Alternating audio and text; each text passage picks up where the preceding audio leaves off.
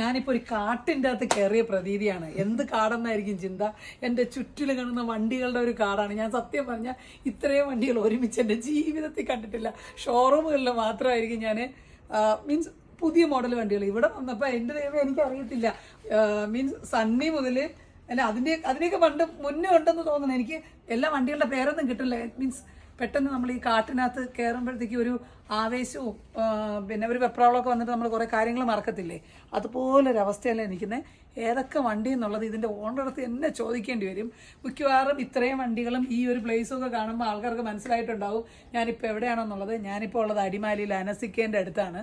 ഇവിടെ വന്നപ്പം വേറൊരു സംഭവം അറിഞ്ഞ് ഞാൻ ഭയങ്കരമായിട്ട് എക്സൈറ്റഡ് ആണ്. ഞാൻ അതിന് വേണ്ടിയിട്ട് വെയിറ്റ് ചെയ്യാൻ വേണ്ടിയിട്ടുള്ളൊരു പ്ലാൻ കൂടെയാണ്. ഇതുവരെ ഇവിടെ അടിമാലി ഫെസ്റ്റ് കിടക്കുകയാണ്. അപ്പോൾ ഈ ഫെസ്റ്റിനകത്ത് നമ്മുടെ ഇവിടുത്തെ ഈ മ്യൂസിയം എന്ന് മാത്രമേ എനിക്കിത് പറയാൻ പറ്റത്തുള്ളൂ. കാരണം അമ്മാതിരി വണ്ടികളുണ്ട്, ഇവിടുത്തെ വണ്ടികളുണ്ട്. അപ്പം പ്രത്യേകിച്ച് റൈഡേഴ്സിൻ്റെ ശ്രദ്ധയ്ക്ക് വണ്ടികൾ കാണണമോ തീർച്ചയായിട്ടും നിങ്ങൾ അടിമാലി ഫെസ്റ്റിന് വരിക. എല്ലാ വണ്ടികളും വെക്കുന്നുണ്ടോ എന്ന് എനിക്കറിയത്തില്ല, അത് ഞാൻ ചോദിച്ചിട്ടില്ല. എങ്കിലും ഏകദേശം വെറൈറ്റി മോഡൽസുകളെല്ലാം അനസുക കൊണ്ടുവരുന്നുണ്ടാവും. ബാക്കി നമുക്ക് അനസുകരുടെ അടുത്ത് ചോദിച്ചു മനസ്സിലാക്കാം.